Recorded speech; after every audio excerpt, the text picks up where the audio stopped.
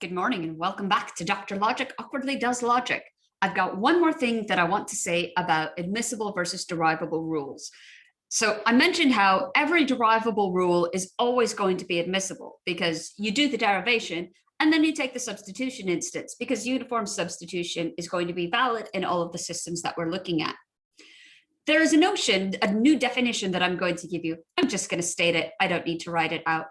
But it is the notion of structural completeness. So a logic is going to be structurally complete if every admissible rule is also derivable, so that these two notions don't come apart.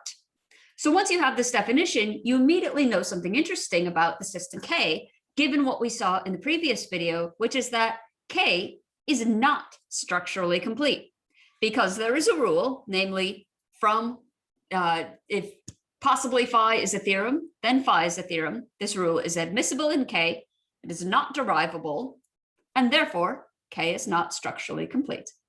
So there you have it. One last little interesting thing.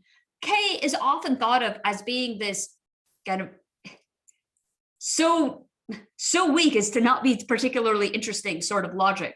It provides us with a good foundation, but if we want to do anything, we always add to it or build on it or give it new features and things. So the fact that it's structurally incomplete is an interesting thing about this basic little logic. But that's all I have to say about admissible versus derivable rules for now. When we come to system trib, we'll come back to some of these issues. So don't forget the notions. Until then, take care. See you later.